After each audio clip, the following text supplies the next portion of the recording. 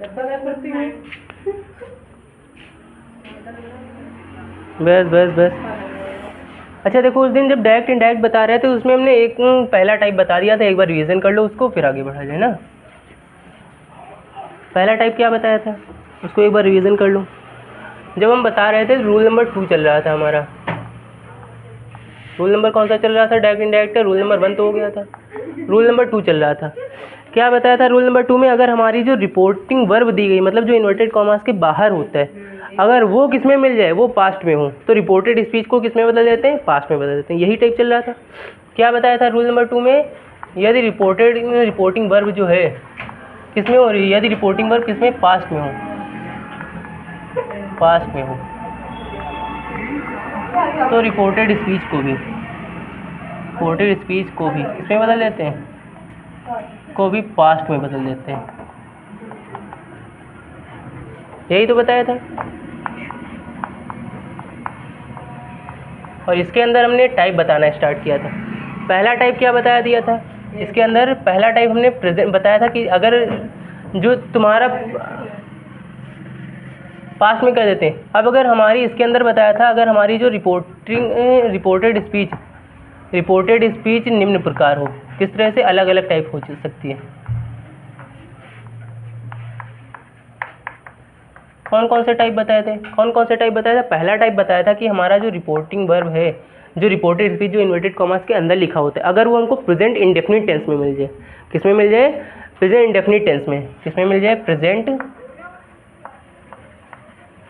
Present indefinite में मिल जाए। तो उसको इनडायरेक्ट में बनाते समय, उसको इनडायरेक्ट में करते समय किस में बदल देते हैं? कहोगे पास्ट इंडेफिनिट में बदल देते हैं। किस में बदल देते हैं? पास्ट इंडेफिनिट में कर देते हैं। यही तो कॉन्सेप्ट बताया था पहला वाला। पहला यही चीज़ बताई थी। और इसके अंदर हमने 2 नियम बताए थे, 2 रूल्स बताए थे। इसके अंदर हमने 2 रूल्स बता दिए थे। वो इसके अंदर दोनों के रूल लिखे हैं। यहाँ तक क्लियर हुआ था। अब अगला टाइप जो हमको करना है आज का, अगला इसका जो दूसरा टाइप हमको करना है वो कौन सा होगा? इसका जो दूसरा टाइप हमको करना है वो, अब ज़रा लिखो। अगर हमारी जो रिपोर्टेड स्पीच है, जो इन्वर्टेड कॉमास के अंदर लिखा होता है, अगर वो हमको मिल जाए किसमें? प्रेजेंट कॉन्टिन्यूस में। किसमें मिल जाए? प्रेजेंट कॉन्टिन्यूस में।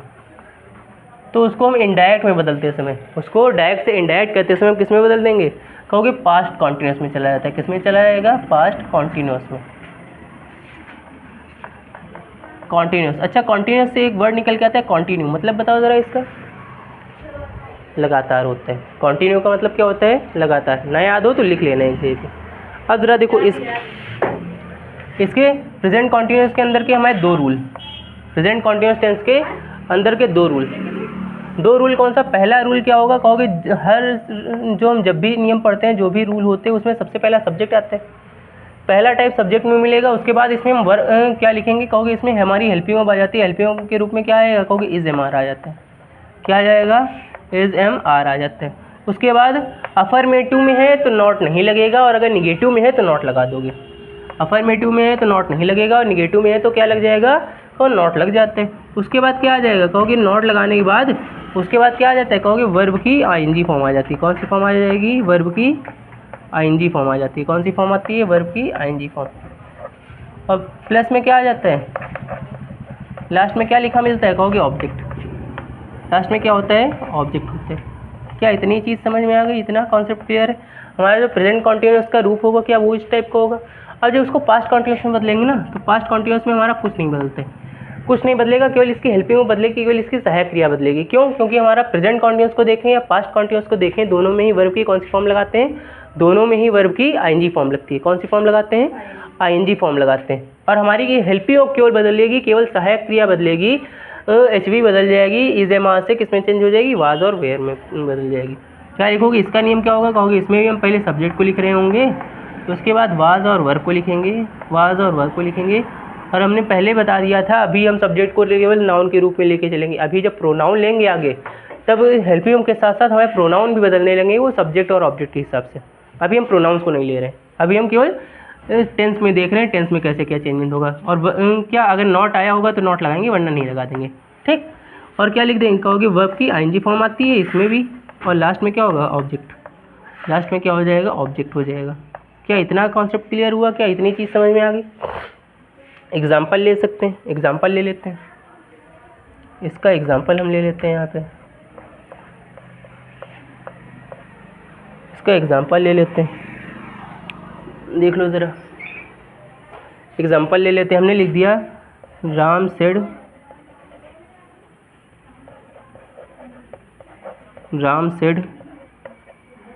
सौम्या भी बना देते हैं, Saumya is crying, present indefinite, Saumya is reading the book. फिलहाल पढ़ती तो नहीं है ना, फिर भी लिख दें सौम्या किताब पढ़ रही हैं। कभी पढ़ती हो? लगता तो नहीं है। जैसे ये दे दिया, अब इसको डायरेक्ट से इनडायरेक्ट बनाना है तो क्या बताया है हमारा, क्या सेड के बाद अगर टू लगा होता तो टोल्ड में जाता है, वरना टोल्ड में नहीं जाता है। तो क्या बनेगा, कहोगे राम सेड, क्या आ जाएगा, कहोगे Ram said, comma inverted comma की जगह क्या आएगा, कहोगे कॉमा इनवर्टेड कॉमा की जगह दैट आ जाता है, क्या आ जाता है, दैट आ जाएगा। फिर आगे किसी का नाम है तो नहीं अभी बदलेगा, जब आगे प्रोनाउंस होंगे आई और वी और यू वगैरह तब चेंज होना शुरू होगा, ठीक। तो सौम्या नाम लिखा है तो इसको ऐसे ही आ जाएगा, क्या ये ऐसे ही आ जाएगा। फिर इज एम आर दिया है तो इज कहाँ आता है, एक वचन के साथ आता है, एम कहाँ लगाते हैं, आई के साथ लगाते हैं, और आर कहाँ आता है, कहोगे बहुवचन सब्जेक्ट के साथ। अच्छा, सौम्या नाम लिखा है किसी एक ही का नाम है, पूरे के पूरे 10-15 लोगों का नाम, एक का किसी एक इंसान का नाम दिया जा रहा है। जब एक इंसान का नाम लिखा हुआ है तो हमारी जो सहायक क्रिया आएगी, जो हेल्पिंग वर्ब आएगी, वो वाज या वेयर में से कौन सी आएगी, कहोगे वाज आ जाएगा, क्योंकि वाज का प्रयोग हम एक वचन के लिए करते हैं। क्या आ जाएगा यहाँ पर, सौम्या वाज। आगे क्या लिखा है, रीडिंग द बुक, तो ये ऐसे ही रहेगा, क्या, रीडिंग द। क्लियर है इतना, क्या इतनी चीज़ क्लियर है। अब अगर हमको ये सिंपल सा ऐसे ना देके हमको इसके साथ कहीं नोट लगा मिल जाता, ऊपर का रफ कर दें, क्या ऊपर रफ कर दें,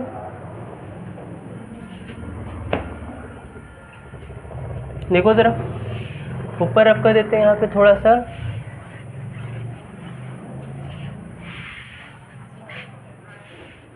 देख लो ज़रा। अगर मान लेते हैं हमने दूसरा एग्जांपल इसी का ले लिया, एक और एग्जांपल हमने लिया, उसमें हमने ऐसे लिख दिया, Rakesh said to his mother, Rakesh ने अपनी माता से कहा।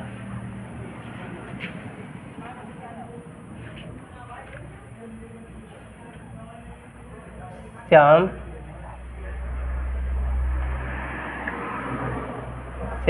Is not drinking the water,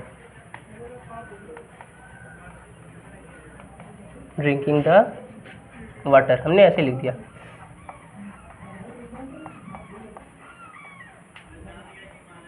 हमने कुछ इस तरह से लिख दिया।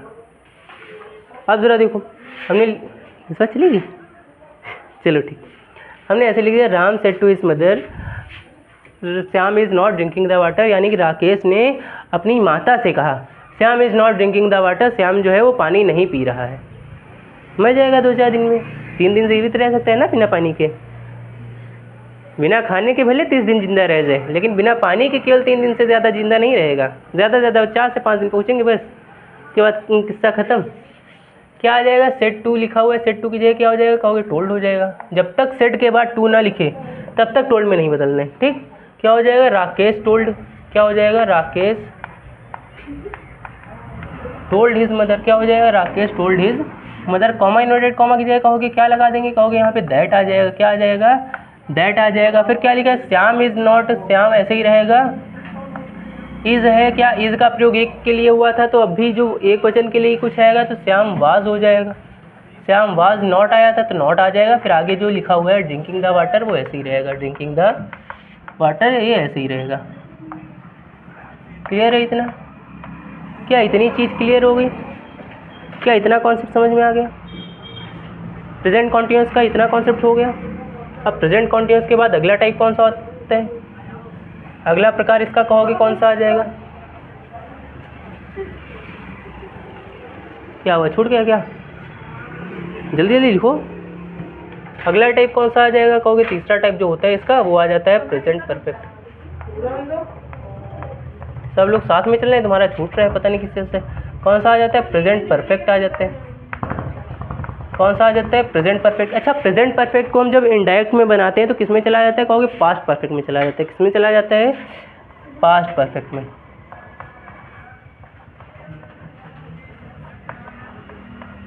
किस में चला जाता है? पास्ट परफेक्ट में। अच्छा, प्रेजेंट परफेक्ट और पास्ट परफेक्ट दोनों के रूल्स बताओ क्या होंगे?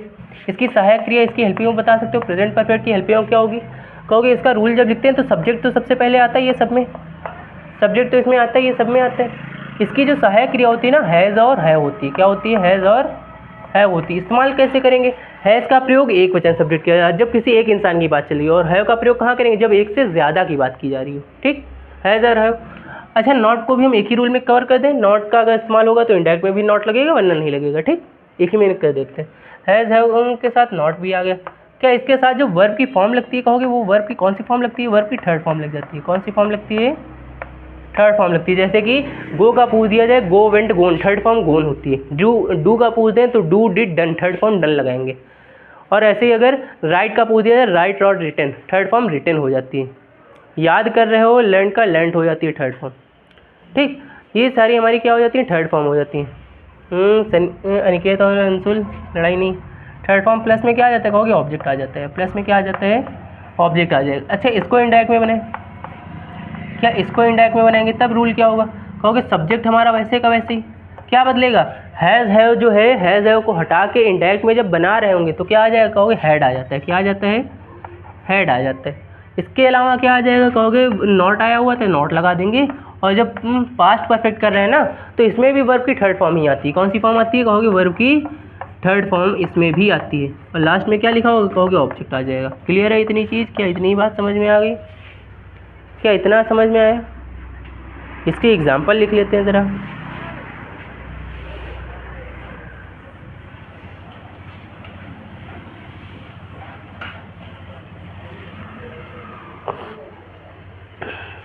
एग्जाम्पल लिख देते हैं। मान लेते हैं हमने एग्जाम्पल ले लिया। हमने लिखा Rajesh said to his friend. Rajesh ने अपने मित्र से कहा।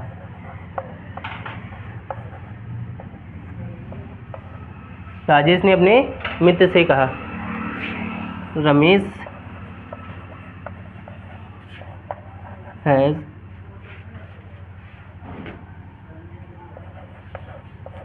Not played the cricket.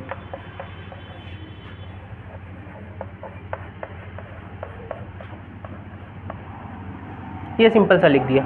अब ज़रा देखो हमने क्या कहा इसमें, Rajesh said to his friend, Rajesh ने अपने मित्र से कहा, Ramesh has not played the cricket, Ramesh cricket नहीं खेल चुका है, ऐसे कह दिया गया। तो क्या करोगे? सेड के बाद टू आया हुआ है तो कहोगे किस में चला जाएगा? टोल्ड में चला जाएगा। किस में जाएगा? क्या बन जाएगा? क्या बता सकते हो? क्या यहाँ पे आ जाएगा? कहोगे राजेश सेड टू आया हुआ है, किस में जाएगा? कहोगे टोल्ड में चला जाएगा। किस में चला जाएगा? टोल्ड में चला जाएगा। अब आगे हिज फ्रेंड लिखा है तो ये हिज फ्रेंड ऐसे ही आ जाएगा। कॉमा इन्वर्टेड कॉमा की जगह क्या आ जाता है? कॉमा इन्वर्टेड कॉमा की जगह कहोगे दैट आ जाता है। क्या आ जाता है यहाँ पे? दैट आ जाएगा। रमेश हैज़ लिखा हुआ है तो यहाँ पे रमेश ऐसे ही रहेगा। और हैज़, अच्छा रमेश किसी एक ही इंसान का नाम है ना, तो हेल्प में क्या आ जाएगी? हैज़ है, किस में बदल जाता है? कहोगे हेड में चला जाता है। फिर नॉट लिखा हुआ है, इसमें देखो वर्ब की कौन सी फॉर्म लिखी है? वर्ब की थर्ड फॉर्म लिखी है। क्या पहले भी वर्ब की थर्ड फॉर्म थी? पहले भी वर्ब की थर्ड फॉर्म थी, तो अब भी किस में रहेगी? वर्ब की थर्ड फॉर्म ही रहेगी। तो यहाँ पे क्या आ जाएगा? कहोगे वर्ब की थर्ड फॉर्म है तो प्लेड ही रहेगी। क्या रहेगी? प्लेड ही रहेगी। आगे क्या लिखा हुआ है? द क्रिकेट लिखा हुआ है, द क्रिकेट लिखा हुआ है। अब क्या एग्जाम्पल देने की ज़रूरत है? आगे एग्जाम्पल लिखाने की ज़रूरत है? केवल रूल लिखते हैं, फिर आगे जो इंपॉर्टेंट वाले जहाँ से कंफ्यूज करेगा वहाँ के एग्जाम्पल लिखते हैं ना। रूल से समझ में आ जाएगा ना क्या बदल रहा है? कहोगे केवल हेल्पिंग वर्ब बदल रही है, केवल सहायक क्रिया बदल रही है। ठीक है, अभी जब आगे उसमें करेंगे प्रोनाउन वाले में, तब उसमें तुम्हारे जब सब्जेक्ट यानी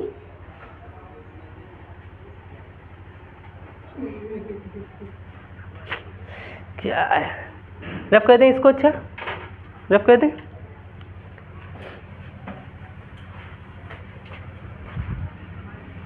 ये बहुत गलत काम हुआ।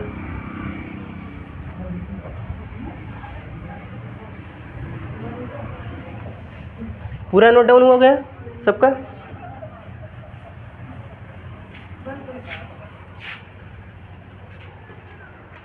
अब ज़रा देख लो, अगला टाइप कौन सा? अगला जो इसके बाद चौथा नंबर टाइप होता है ना, उसका केवल रूल लिख लो, बस रूल से ही तुम्हें समझ में आ जाएंगे। कौन सा? कि प्रेजेंट परफेक्ट कॉन्टिन्यूस जो होता है ना, जो प्रेजेंट परफेक्ट कॉन्टिन्यूस टेंस होता है, उसको इंडायरेक्ट में जब बनाते हैं तो किस में चला जाता है? कहोगे पास्ट परफेक्ट कॉन्टिन्यूस में जाता है। किस में चला जाता है? पास्ट परफेक्ट कॉन्टिन्यूस में चला जाएगा।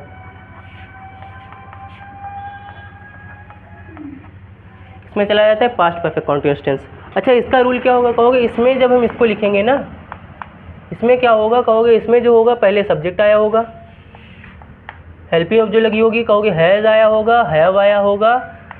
वैसे तो हेल्पिंग ऑफ जो होती है हैज़ बीन या हैव बीन होती है, प्रयोग वैसे ही करना है। सब्जेक्ट जो है वो एक वचन हुआ, जो सब्जेक्ट जो है वो सिंगुलर हुआ तो हम हैज़ का प्रयोग करेंगे, एक वचन के साथ हैज़ का, और एक से जब ज़्यादा की बात की जा रही हो तो क्या लगा देंगे? हैव लगा देंगे। प्रयोग वैसे ही होना है। तो हैज़ या हैव के साथ, अच्छा निगेटिव का भी हम साथ में लिख देते हैं नॉट।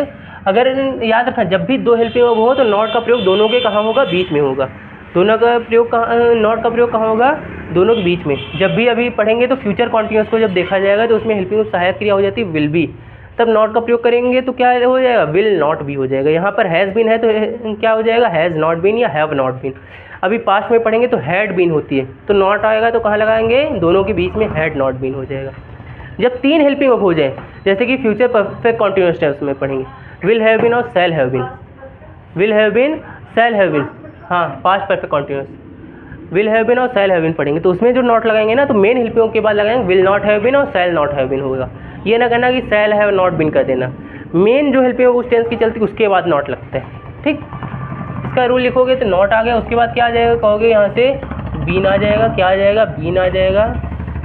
प्लस में वर्ब की कौन सी फॉर्म आ जाएगी? कहोगे इसमें वर्ब की कॉन्टिन्यूस आए ना तो वर्ब की एनजी फॉर्म आती है। कौन सी आती है? NG form. प्लस में क्या होता है? ऑब्जेक्ट होता है। हाँ, इसके आगे ज़रूरी है कि इसके आगे सिंस फॉर और टाइम होता है, लेकिन इनडायरेक्ट में बनाते समय इनमें कोई बदलाव नहीं होगा। ये जैसे लिखे होंगे सिंस या फॉर के साथ, जैसा टाइम लिखा होगा वैसे ही लिख देंगे। क्लियर है?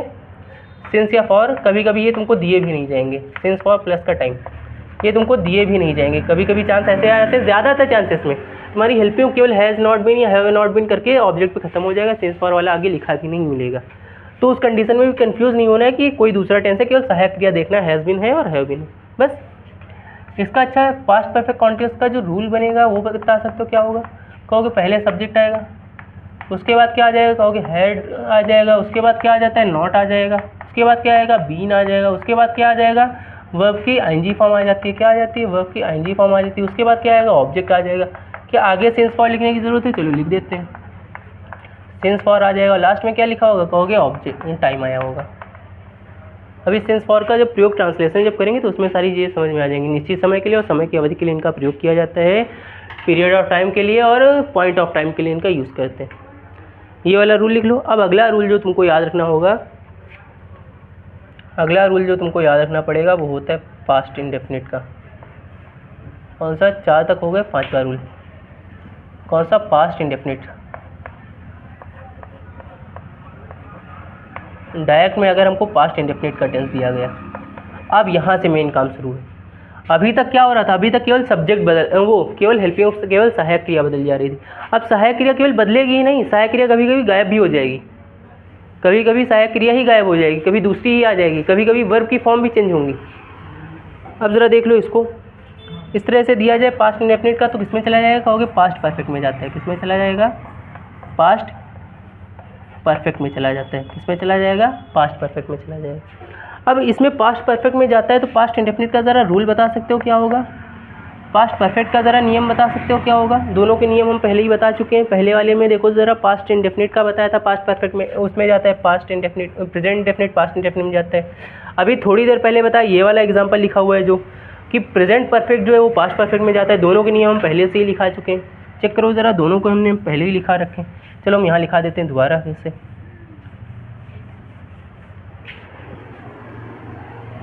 देखो ज़रा, क्या पास्ट इंडेफिनिट जो दिया है कहोगे उसमें पहले सब्जेक्ट आएगा, उसके बाद इसमें क्या हमारे इसके 2 रूल बनेंगे। इसके हमारे कितने रूल बनेंगे? कहोगे 2 रूल बन जाएंगे। पहला रूल देखो, क्या सब्जेक्ट आएगा, उसके बाद कहोगे क्या बनेगा? कहोगे इसके बाद हो सकता है डायरेक्ट वर्ब की सेकंड फॉर्म आ जाए। अभी हम अफर्मेटिव का कर रहे हैं, निगेटिव में करेंगे तो वर्ब की सेकंड फॉर्म गायब होके डिड का प्रयोग करने लगेंगे, डिड नॉट आने लगता है। उसके बाद क्या आ जाएगा? सीधा सा ऑब्जेक्ट आ जाएगा, सीधा सा ऑब्जेक्ट आ जाएगा। इसका जब इनडायरेक्ट बना रहे होंगे ना, जब इसका इनडायरेक्ट बनाएंगे कहोगे तब क्या आएगा? पहले सब्जेक्ट, उसके बाद क्या आएगा, पास्ट परफेक्ट में है ना, तो हेल्पिंग क्या हो जाएगी, कहोगे हेड हो जाएगी। क्या हो जाएगी, हेड हो जाएगी। और अभी इसमें कहीं नॉट तो आया नहीं है, तो इधर नॉट नहीं लगाना है। क्या आएगा, कहोगे इसके बाद वर्ब की कौन सी फॉर्म, पहले वर्ब की सेकंड फॉर्म थी, पहले वर्ब की सेकंड फॉर्म थी, लेकिन अब क्या हो जाएगी, अब थर्ड फॉर्म हो जाएगी। अब कौन सी हो जाएगी, थर्ड फॉर्म हो जाएगी। और प्लस में क्या आएगा, कहोगे प्लस में ऑब्जेक्ट आ जाते हैं। एक और रूल बनेगा इसका एक और रूल बन जाता है, क्या कि सब्जेक्ट होगा, हो सकता है इसके साथ में हमको डिड दे दिया जाए, डिड के साथ क्या मिल जाए, कहोगे नॉट मिल जाए। हो सकता है डिड नॉट मिल जाए, और जब भी डिड नॉट आ जाएगा इसके साथ वर्ब की पता है कौन सी फॉर्म लगती है, वर्ब की फर्स्ट फॉर्म लगाते हैं। मतलब पहले अफर्मेटिव जब करोगे, पास्ट इंडेफिनिट का अफर्मेटिव सेंटेंस जब पढ़ोगे, अफर्मेटिव टाइप पढ़ोगे, तब हमारी वर्ब की सेकंड फॉर्म लगेगी। लेकिन जैसे ही नेगेटिव आ जाएंगे तो डिड नॉट लगाने के साथ वर्ब की फर्स्ट फॉर्म लगाते हैं। अच्छा, डिड नॉट के साथ वर्ब की फर्स्ट फॉर्म क्यों लगती है, क्योंकि डिड जो है ना, ये डू की ही सेकंड फॉर्म हो जाती है, ये खुद ऑटोमेटिक सेकंड फॉर्म है। डू की सेकंड फॉर्म क्या होती है, डिड होती है। थर्ड फॉर्म पढ़ेंगे तो क्या हो जाती है, डन हो जाती है। ठीक, क्या यहाँ पे वर्ब की फर्स्ट फॉर्म प्लस में क्या आ जाता है, कहोगे ऑब्जेक्ट आ जाएगा। प्लस में क्या आ जाएगा, ऑब्जेक्ट आ जाएगा। अब इसको इनडायरेक्ट में बनाएंगे, इसको इनडायरेक्ट में करेंगे तो ज़रा देखो, पहले सब्जेक्ट आ जाएगा प्लस में, इसमें टाइप नहीं बदलेगा, इसमें केवल हेड के बाद नॉट आया है, इसमें भी वही आ जाएगा, काम खत्म। इसमें भी वही आ जाएगा, काम खत्म। इधर नहीं बदलेगा, केवल उधर का बदलता है, केवल डायरेक्ट का बदलेगा। ठीक, और एक्टिव पैसिव की तरह इसमें ना समझ लेना कि इसमें वाइस वर्सा चलता है। मतलब एक्टिव पैसिव में करेंगे तो एक्टिव से पैसिव ये बन के आया, तो पैसिव से एक्टिव इसका बना सकते हैं, लेकिन इसमें ये काम नहीं होगा कि ये बन गया तो इसको वापस इस रूप में ले जा सको, ये काम इसमें नहीं होगा। ठीक, एक्टिव पैसिव की तरह क्या होता है, एक्टिव पैसिव में हम कहते हैं कि प्रेजेंट कॉन्टिन्यूस को बनाया हमने, प्रेजेंट कॉन्टिन्यूस का टेंस बनाया, तो उसमें बीइंग लगा दिया या फिर आगे करके हमने बना दिया पैसिव में, लेकिन उसको हम पैसिव से एक्टिव ला सकते हैं। लेकिन इसको तुमने डायरेक्ट से इनडायरेक्ट बना दिया ना, तो इसको तुम वापस लाओगे तो इसी रूप में आएगा, ऐसा नहीं कि इसको किसी दूसरे रूप में बदल दो जाके, वो काम यहाँ नहीं होगा। और उसके लिए तुम्हें ये दोनों तरफ के अच्छे से याद होने चाहिए कि ये आया किससे, मतलब इनडायरेक्ट स्पीच दे दिया गया तो तुमको पता होना चाहिए कि पास्ट परफेक्ट में है, तो पास्ट परफेक्ट दो चीज़ों से आता है, प्रेजेंट परफेक्ट से पास्ट परफेक्ट में आ जाता है पहला, और दूसरा पास्ट इंडेफिनिट से भी पास्ट परफेक्ट में आता है। अब तुम दोनों में से किसी में भी कह दोगे तुम्हारा सेंटेंस सही है। ठीक, इसके लिए पास्ट में दो बदलते हैं, डायरेक्ट से इनडायरेक्ट कभी पूछ दिया जाए टोटल कितने टेंसेस की बनती है, कहोगे 6 की बनती है। होते कितने, 12 को पढ़ते हैं, 3 सबके 4 प्रकार, मतलब डायरेक्ट से इनडायरेक्ट कितने का बनता है, केवल 6 का बनता है। प्रेजेंट के चारों आ जाएंगे, इंडेफिनिट, कॉन्टिन्यूस, परफेक्ट और परफेक्ट कॉन्टिन्यूस। और पास्ट के कितने आते हैं, 2 आते हैं, पास्ट इंडेफिनिट और पास्ट कॉन्टिन्यूस, बस। और किसी की इनडायरेक्ट स्पीच नहीं बनती है। क्लियर है इतना, क्या ये रूल हो गए। ऊपर ज़रा देखो, एग्जाम्पल लिख देते हैं इसके, सही से समझ लो। एग्जाम्पल लिखते हैं, बना के तुम लोग दिखाओ, पहले हम देखेंगे उसके बाद आगे बताएंगे। पहले देखेंगे सबकी कॉपी में, उसके बाद आगे बताएंगे।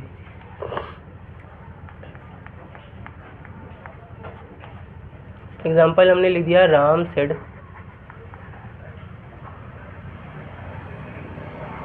मैं तो राम के अलावा कोई नाम भी याद नहीं आ रहा है।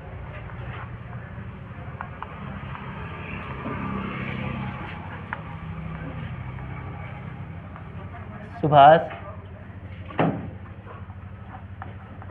Went to the temple.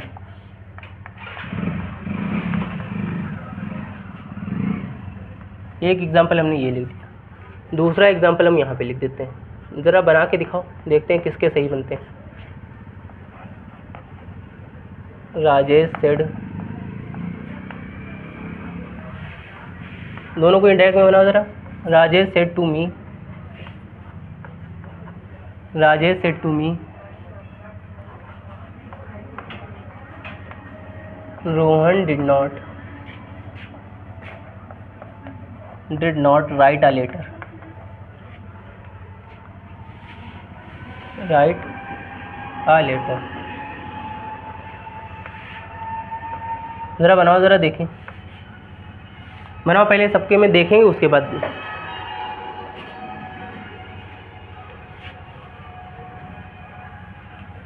थोड़ी सी जगह हो गई हमारे लिए। चलो बनाओ जल्दी से, पहले देख लें सबके में।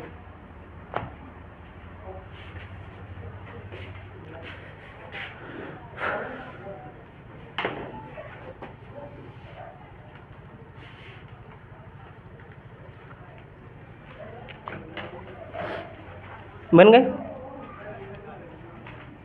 जल्दी जल्दी बनाओ इंडायरेक्ट में, जल्दी नोट करो, बनाओ।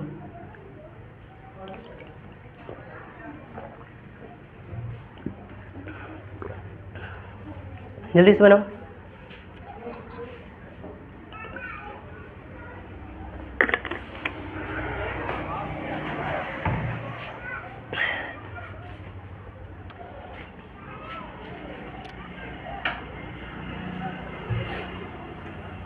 मैच करें, बन गए, बनाओ, बैठे हुए हो। देखो क्या लिखा हुआ है, राम सेड लिखा हुआ है, तो यहाँ से राम सेड में कोई बदलाव नहीं होगा। याद है ना, रिपोर्टिंग वर्ब में कोई बदलाव नहीं। कॉमा इनवर्टेड कॉमा की जगह क्या आ जाता है, दैट आ जाएगा। सुभाष वेंट लिखा है, तो सुभाष वेंट लिखा है। वेंट कौन सी, गो की सेकंड फॉर्म होती है वेंट। थर्ड फॉर्म क्या हो जाएगी, थर्ड फॉर्म लगती है ना इंडायरेक्ट स्पीच में, थर्ड फॉर्म लगेगी। लेकिन देखो सेकंड फॉर्म से थर्ड फॉर्म में जाएगा तो पहले तो हेल्पिंग वर्ब आएगी। पहले क्या आएगी, कहोगे पहले हेल्पिंग वर्ब हेड आ जाएगी। पहले हेल्पिंग वर्ब क्या आएगी, हेड आ जाएगी। अभी तक जब हेल्पिंग वर्ब थी तभी बदल रही थी, अब पहले हेल्पिंग वर्ब नहीं दी थी लेकिन अब आएगी। वाज में लगता है कॉन्टिन्यूस में, अभी कॉन्टिन्यूस इसके बाद आने वाले। सुभाष हेड हो गया। अब अच्छा, अब वर्ब की थर्ड फॉर्म, तो पहले वर्ब की सेकंड फॉर्म लिखी थी वेंट। वेंट किसकी सेकंड फॉर्म होती है, कहोगे गो की सेकंड फॉर्म होती है। तो गो की थर्ड फॉर्म क्या होती है, गो की थर्ड फॉर्म क्या होती है, कहोगे गोन हो जाएगी। क्या हो जाती है, गोन हो जाती है। आगे क्या लिखा हुआ है, टू द टेम्पल या फिर टू टेम्पल। क्लियर है इतना, क्या इतनी चीज़ समझ में आ गई, अंतर दोनों में समझ में आया। अभी तक क्या था, जब हेल्पिंग वर्ब दी जा रही थी वो गो वेंट गान नहीं, गो वेंट गोन होता है। हाँ, कुछ हम अभी हेल्पिंग वर्ब लिख रहे हैं नीचे, जो तुमको याद रखनी होंगी बेसिक वाली। हाँ तो गोनी तो हमने बोला, तुम गान बोल रही हो। हो गया क्या, इसको राजेश सेड टू मी, इसको क्या बनाओगे, कहोगे राजेश सेड टू है जो टोल्ड में चला जाएगा। क्या हो जाएगा, राजेश क्या हो जाएगा, टोल्ड मी हो जाएगा, टोल्ड मी हो जाएगा। कॉमा इनवर्टेड कॉमा की जगह क्या आ जाएगा, कहोगे दैट आ जाएगा। क्या रोहन लिखा हुआ है तो नाम में कोई बदलाव नहीं होगा, डिड नॉट है, क्या बदल जाएगा, कहोगे डिड से किस में चला जाएगा, हेड में चला जाएगा। किस में चला जाएगा, हेड में चला जाएगा, नॉट आ जाएगा। पहले क्या लिखा हुआ था, राइट लिखा हुआ था, पहले फर्स्ट फॉर्म थी। राइट की थर्ड फॉर्म क्या होती है, राइट थर्ड फॉर्म क्या हो जाती है, हेड के साथ थर्ड फॉर्म आती है, कहोगे थर्ड फॉर्म हो जाती है जो इसकी क्या हो जाती है, रिटेन हो जाती है। क्या हो जाती है, रिटेन हो जाती है। सेकंड फॉर्म क्या होती है, कहोगे रॉट होती है, WROTE, ठीक, रिटेन। फिर क्या लिखा है, आ लेटर, तो वैसे रहेगा, क्या वो ऐसे ही रहेगा। क्लियर है इतना। अच्छा फॉर्म थोड़ी सी लिखा दें तब आगे करें ना, थोड़ी सी फॉर्म लिखा दें, इसकी थोड़ी सी फॉर्म लिख लो ज़रा, इसको रब कर दें पूरा।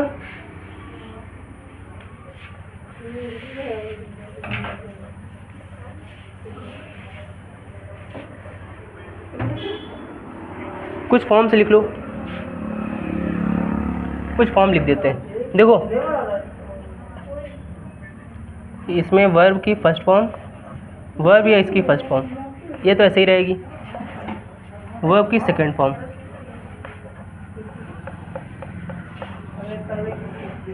और वर्ब की थर्ड फॉर्म थोड़ी सी लिख लो, जो तुमको 5-6 जो ज़्यादा इस्तेमाल होती हैं।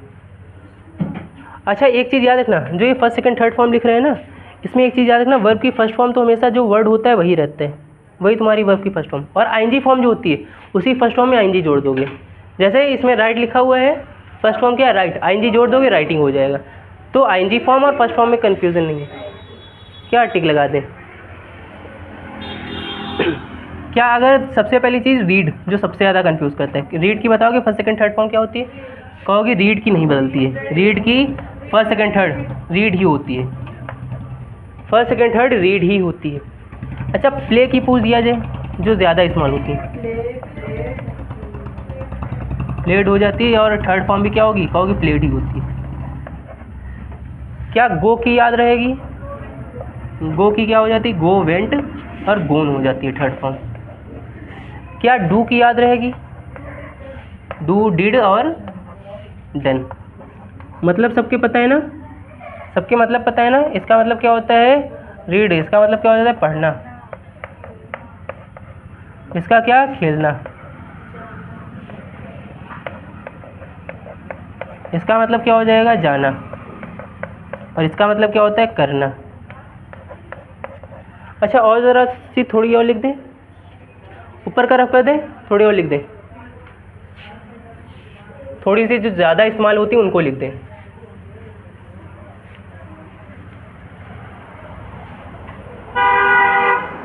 जो ज़्यादा इस्तेमाल होती है उनको लिख दें यहाँ पे।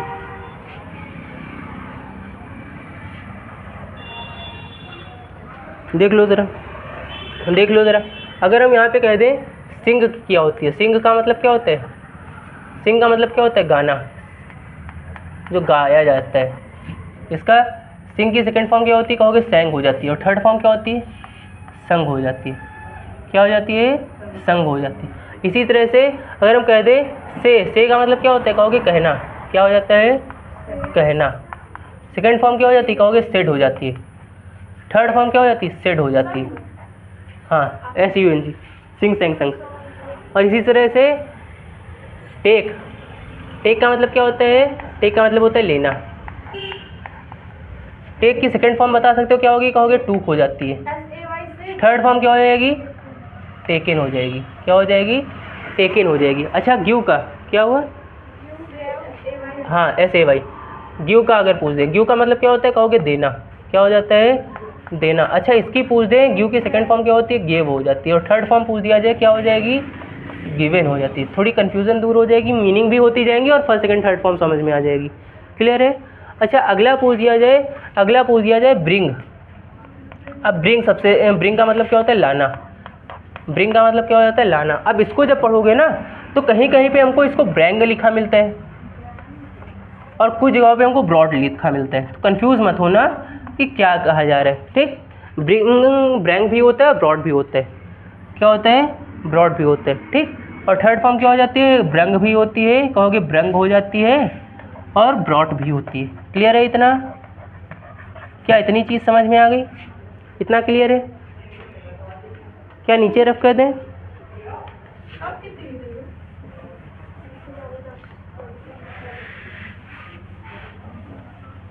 फर्स्ट सेकंड थर्ड फॉर्म काफ़ी इंपॉर्टेंट है। हम बार बार लिखाते ही घूमेंगे क्या, थोड़ी लिखा दे रहे हैं, लिख लो। अच्छा, अगला पूछ दें रिंग। रिंग का मतलब क्या होता है, रिंग का मतलब बजाना, जो घंटी बजाई जाती है। इसकी सेकंड फॉर्म बताओगे क्या होगी, कहोगे रैंग हो जाती है, RANG। थर्ड फॉर्म क्या होगी, कहोगे रंग हो जाती है। क्या हो जाएगी, रंग हो जाएगी। अच्छा, अगला पूछ दिया जाए तुम्हारा सी, यानी कि देखना। सी का मतलब क्या होता है, कहोगे देखना। क्या इसकी पूछ दिया जाए, सेकंड फॉर्म सॉ होती है और थर्ड फॉर्म क्या होती है, कहोगे सीन। थर्ड फॉर्म सीन हो जाती है, ठीक। अगला पूछ दिया जाए, अगर अगला दिया जाए सी का मतलब देखना होता है, ऐसे ही वॉच। वॉच का मतलब भी क्या होता है, वॉच, WATCH। इसका मतलब भी घड़ी भी होता है और देखना भी होता है। क्या हो जाएगा, कहोगे थर्ड और सेकंड फॉर्म इसकी सेम होती है। क्या होती है, वास्ट होती है। इसकी भी क्या होती है, कहोगे वास्ट होती है। क्लियर है इतना, क्या इतनी चीज़ समझ में आ रही है। अच्छा, अगर कह दिया जाए तुम्हारा चलना, वॉक,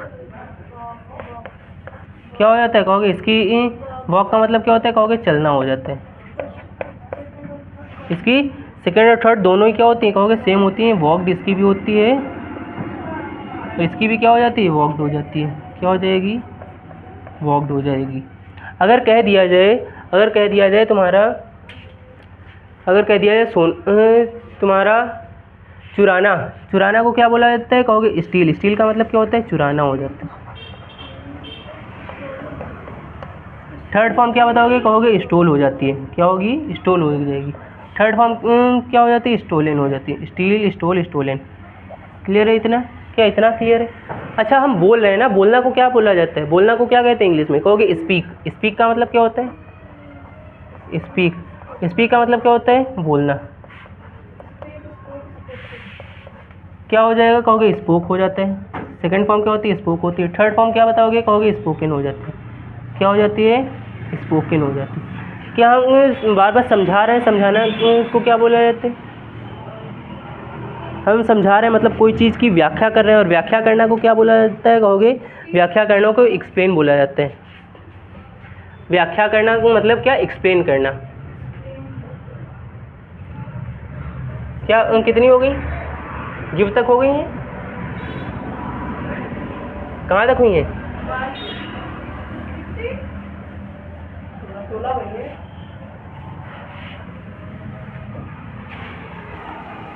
ये याद रखना, कभी भी कोई भी काम आ सकती है।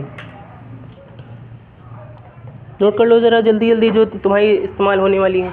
अच्छा, अगर बोल दिया जाए हम बुला रहे हैं किसी को, बुलाना है या पुकारना? कॉल। कॉल का मतलब क्या होता है? बुलाना या फिर पुकारना। क्या होता है? बुलाना या पुकारना। अच्छा, इसकी सेकंड फॉर्म क्या बताओगे? कहोगे कॉल्ड हो जाती है। क्या हो जाती है? कॉल्ड हो जाती है। और थर्ड फॉर्म क्या हो जाती है? कहोगे वो भी कॉल्ड होती है। अच्छा, चढ़ रहे हैं, अगर कहीं पे चढ़ा जा रहा है, कहीं पे किसी दीवार वगैरह पे या पर्वत वगैरह पे चढ़ रहे हो, क्लिम्ब का मतलब क्या होता है? चढ़ना। क्लिम्ब का मतलब क्या होता है? चढ़ना। क्या बताओगे सेकंड फॉर्म क्या होती है? कहोगे क्लैम्ब हो जाती है। क्लिम्ब, क्लैम्ब, क्लम्ब। क्या होती है? क्लम्ब। हाँ, इसकी जो ज़्यादा इस्तेमाल होने वाली है, जो ज़्यादा इस्तेमाल होती है, कहोगे वो क्लिम्ड इस्तेमाल होती है। क्या इस्तेमाल होती है? क्लिम्ड इस्तेमाल होती है। क्लियर है इतना? जो ज़्यादा शब्द इस्तेमाल होता है वो क्या है? क्लिम्ड है। क्लियर है? क्या इतनी चीज़ समझ में आ गई? तुम्हें याद है, लेकिन बाकी लोगों को ये लिखने टाइम बार बार वर्ब सोचना पड़ता है या पूछना पड़ता है। उनका तो काम एक बार में ख़त्म हो जाएगा ना। अच्छा, अब अगर कोई किसी का पीछा कर रहा है, उसको क्या बोला जाता है? जब कोई किसी का पीछा करता है, कहोगे उसको कहा जाता है चेस। चेस का मतलब क्या होता है? पीछा करना। क्या होता है? पीछा करना। इसको अगर बोल दिया जाए, कहोगे चेस्ड हो जाता है। क्या हो जाता है? चेस्ड हो जाता है। थर्ड फॉर्म भी क्या होता है? कहोगे चेस्ड होती है। सेकेंड और थर्ड फॉर्म क्या होती है? चेस्ड हो जाती है। अब अगर किसी से लड़ाई कर रहे हो, कर रहे हो तो क्या हो जाता है? कहो लड़ाई करने के लिए फाइट लगाते हैं। क्या लगाते हैं? फाइट। फाइट का मतलब क्या होता है? लड़ना। लड़ना के लिए। फाइट की सेकेंड और थर्ड फॉर्म क्या होती है? कहोगे फॉट हो जाती है। क्या हो जाती है? फॉट हो जाती है। अब लड़ाई कर रहे हो तो लड़ाई करते समय तुमने किसी को सीधे किस्सा ख़त्म कर दिया, सीधे किसी को मार दिया। मार दिया यानी कि किल। किल का मतलब क्या होता है? मारना। तो क्या हो जाती है? किल्ड हो गया। इसकी भी क्या होती है? कहोगे किल्ड हो जाती है। क्या हो जाती है? किल्ड हो जाती है। अब जब तुमने किसी को मार दिया है तो यहाँ पे तुम्हें कोई पकड़ने आ गया, पुलिस ही आ गई, रब कर दे नीचे की।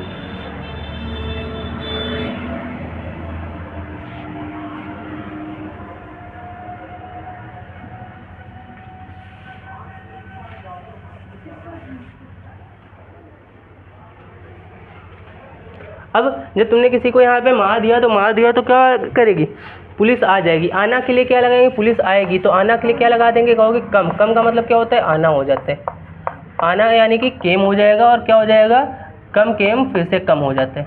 अब जब आई है तो वो क्या करेगी? तुमको पकड़ के ले जाएगी। पकड़ना यानी कि पकड़ के ले जाएगी, गिरफ्तार करके ले जाएगी, मतलब कहोगे अरेस्ट हो जाएगा। क्या हो जाएगा? अरेस्ट करेगी। तो अरेस्ट का मतलब क्या होता है? गिरफ्तार करना हो जाएगा। क्या हो जाएगा? गिरफ्तार करना हो जाएगा। तो अरेस्टेड हो जाएगा। क्या हो जाएगा? अरेस्टेड हो जाएगा। अरेस्टेड हो जाएगा। अब तुम अरेस्ट होने से बचने के लिए क्या कर रहे हो? अगर यहाँ से भागने की कोशिश कर रहे हो, भागने की कोशिश कर रहे हो, रन यानी कि दौड़ते हो, रन यानी कि दौड़ना, तो इसकी फॉर्म क्या हो जाएगी? क्या हो जाएगी? कहोगे रन ही होती है। क्या हो जाती है? रन हो जाती है। अब तुम भाग रहे हो तो वो तुम्हारा पीछा कर रहे हैं, तो उसके लिए लिखा चुके हैं चेस। चेस का मतलब क्या होता है? पीछा करना। नहीं पकड़ में आ रहे तो सीधा शूट आउट का ऑर्डर आ गया। शूट यानी कि गोली मारना, या फिर, और गोली मारने के लिए क्या करना पड़ेगा? उनको एम करना पड़ेगा, लक्ष्य साधना पड़ेगा। एम का मतलब क्या होगा? लक्ष्य साधना। लेकिन इसको रहने दो, वो क्या यहाँ से सीधे पीछा करके सीधे पकड़वा के ले जाते हैं। कैच तक हो गया? अब यहाँ पे क्या कितनी हो गई? 20 के ऊपर हो गई कि नहीं? हो गई? हाँ, तो इतनी रहने दो। एक रूल और लिख लो जो इसका बचा हुआ है, फिर आगे कल करा देंगे ना। एक रूल लिख लो इसका। क्या इसको रफ कर दे पूरा? कल बुक ले आना, सुबह हमको दे देना, तुम क्वेश्चन आंसर तैयार कर देंगे ना। क्या इसको रफ कर दें? सबका हो गया है ना? अब इतनी ये वर्ब फॉर्म याद कर लोगे, थोड़ी मीनिंग्स भी तैयार हो गई और ये वर्ब की फॉर्म्स भी इस्तेमाल हो जाएंगी। और अगर आईएनजी फॉर्म कही जाए तो कहोगे इसी में आईएनजी जोड़ देंगे, बन जाएगा। ठीक? क्या रफ कर दें? सारी सबकी हो गई?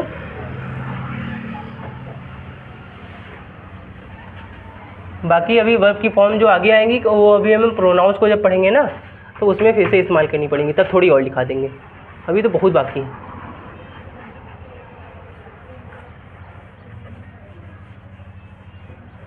एक रूल बचा हुआ है पास्ट का, वो लिख लो। क्या लिखोगे? रूल नंबर 5 तक हो चुका है, रूल नंबर 6 लिख लो ज़रा। कौन सा? Past continuous. अगर पास्ट कॉन्टीन्यूस पूछ दिया जाए, इसको इनडायरेक्ट स्पीच बनाते हैं, तो ये किस में चला जाता है? पास्ट कॉन्टीन्यूस की इनडायरेक्ट स्पीच पूछी है तो किस में जाएगा? कहोगे पास्ट परफेक्ट कॉन्टीन्यूस में। किस में चला जाता है? पास्ट परफेक्ट कॉन्टीन्यूस में। किस में जाएगा? पास्ट परफेक्ट कॉन्टीन्यूस में चला जाएगा। होती तुम्हारी ये है, अभी ये मॉडल्स वाले टाइप आएंगे, उसमें मे माइट वगैरह में, सेल सूट में, वो सब चीज़ें जाने लगेंगी। इसका अच्छा रूल बता सकते हो पास्ट कॉन्टीन्यूस का? कहोगे इसमें सबसे पहले सब्जेक्ट आ जाता है, सहायक क्रिया के रूप में वाज और वर का प्रयोग करते हैं, यानी कि था या थे का। उसके बाद अगर नहीं शब्द आया होगा तो नॉट लगाएंगे, वरना कोई ज़रूरत नहीं है। आगे क्या आ जाएगा? कहोगे वर्ब की आईएनजी फॉर्म आती है, वर्ब की आईएनजी फॉर्म आ जाती है। वर्ब की आईएनजी फॉर्म बनती कैसे? वर्ब की फर्स्ट फॉर्म में आईएनजी जोड़ने से आईएनजी फॉर्म बन जाती है। और उसके बाद क्या आ जाता है? वर्ब की आईएनजी फॉर्म को ही फिफ्थ फॉर्म बोला जाता है, वर्ब की फोर्थ फॉर्म बोलते हैं। क्लियर है इतना? इसी को हम वर्ब की फोर्थ फॉर्म बोल देते हैं। प्लस में क्या आ जाएगा? कहोगे ऑब्जेक्ट आ जाता है। अब इसको ज़रा इनडायरेक्ट में बनाओ, इसको इनडायरेक्ट में बनाएंगे तो इसका ज़रा नियम देख लो, इसका रूल देख लो, क्या हो जाएगा? कहोगे सब्जेक्ट आ जाता है। उसके बाद क्या आ जाएगा? परफेक्ट कॉन्टीन्यूस में जाएगा तो कहोगे हेड लगा देंगे, अगर नॉट आया होगा तो नॉट लगाएंगे, वरना आगे बढ़ जाएंगे, क्या लगा देंगे? बीन लगा देंगे। और उसके बाद क्या आएगा? कहोगे इसमें भी कॉन्टीन्यूस आया ना, कॉन्टीन्यूस मतलब रहा रही तो जुड़ेगा ही जुड़ेगा, तो आईएनजी फॉर्म लगेगी। लास्ट में क्या आएगा? ऑब्जेक्ट आ जाएगा। और जब इधर हमको सिंस या फॉर करके टाइम नहीं दिया गया, तो इधर हमारा सिंस फॉर करके टाइम तो अपने आप तो आ नहीं जाएगा। जब डायरेक्ट में सिंस फॉर करके टाइम दिया जाएगा तभी तो इनडायरेक्ट में आएगा, वरना नहीं आएगा। क्लियर है? इसकी एग्जांपल ज़रा एक देख लो, एक दो एग्जांपल ले लेते हैं। एग्जांपल हम एक ले लेते हैं। लिख दिया हमने, Rahul said, Rahul said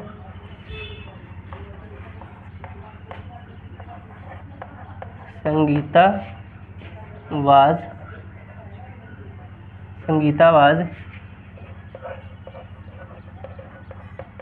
cleaning the room. बड़े तगड़े गाने चल रहे हैं, चलो सुनिए चल के, फिर से नहीं गई। इसको देख लो, क्या बन जाएगा? राहुल सेड लिखा हुआ है, कॉमा इनवर्टेड कॉमा की जगह कहोगे क्या लगा देते हैं? दैट लगा देते हैं। फिर संगीता वाज, तो संगीता ऐसे ही रहेगा, किसी के नाम में कोई चेंजमेंट नहीं। और वाज वह दिया गया है तो इंडायरेक्ट में बनाते समय किस में चला जाएगा? कहोगे हेड बीन आ जाएगा। क्या आ जाएगा? हेड बीन आ जाएगा। नॉट तो लगा नहीं है तो केवल हेड बीन आ जाएगा। क्या आ जाएगा? हेड बीन आ जाएगा। और वर्ब की कौन सी फॉर्म? कहोगे पहले भी आईएनजी फॉर्म लग रही थी, अब भी आईएनजी फॉर्म लगेगी, तो क्लीनिंग दिया था तो क्लीनिंग ही रहेगा। अच्छा, क्लीन का मतलब क्या होता है? साफ करना। संगीता क्या कर रही थी? कमरे की सफाई कर रही थी, तो क्लीनिंग द रूम। क्लियर है इतना? क्लियर है इतना? अब एक नोट पॉइंट बना के यहाँ पे लिख देना, एक नोट पॉइंट बना के लिख लो ज़रा। क्या लिख दोगे? कि डायरेक्ट से इनडायरेक्ट कितने की बनती है? डायरेक्ट से इनडायरेक्ट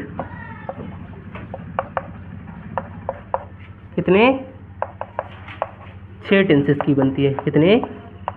6 टेंसेस की बनती है। और कोई टेंस अगर रिपोर्टेड स्पीच में दिखा तो उसकी इनडायरेक्ट स्पीच नहीं बनेगी। Sangeeta was cleaning the room, 6 tenses की बनती है। क्लियर है इतना? क्या अगर अब पूछ दिया जाए तुमसे, क्या फ्यूचर टेंस की हमारी इनडायरेक्ट स्पीच बनती है? क्या फ्यूचर टेंस की इनडायरेक्ट स्पीच बनती है? कहोगे नहीं बनती है। क्लियर है इतना? हो गया? इतना हो गया? इतनी चीज़ समझ में आ गई? तो इसके आगे का कल कराएंगे। टाइम अभी जब क्लास देखी जाए 45